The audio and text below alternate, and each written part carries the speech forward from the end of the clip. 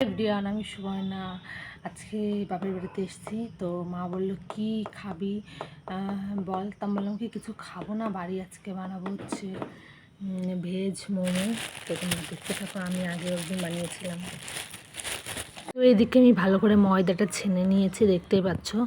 আর এদিকে আমি কেটে নিয়েছি গাজর, ক্যাপসিকাম আর পেঁয়াজ, আর লাগবে হচ্ছে 2টো ডিম। তো এদিকে আমি পেঁয়াজ এইসবের মধ্যে দিয়ে দিয়েছি অল্প করে গোলমরিচের গুঁড়ো। তো তার মধ্যে দিয়ে দিয়েছি হচ্ছে ডিম ভাজা করে নিয়েছি এর আগে। আর আমার সব মোটামুটি ভাজা টাজা কমপ্লিট হয়ে গেছে।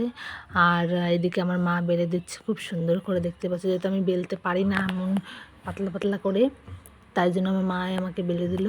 আর কেমন হয়েছে রেসিপিটা অবশ্যই কমেন্ট করে বলবে আমাকে। আর এর মধ্যে পুরটা দিয়ে যেতে হবে, পুরটা দিয়ে তোমরা মোমো শেপও করতে পারো। আর আমি একটু ইউনিক শেপ করলাম, যে দেখি কেমন লাগে। দেখলাম যে না, শেপটা ভালোই হয়েছে, ভালোই লাগছিলো। মানে আমি আর কি যেরকম এগ রোল হয় আর কি ওরকম শেপ করেছি, বাট ভালোই লেগেছে আমার কাছে।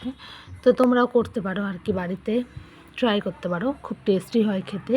আর কি তোমরা এটা খেলে আর কি মোমো খাওয়া, তো বলবো না যে মোমো খাওয়া ভুলে যাবে, যে মোমো লাভার আছে সে মোমো খাবেই।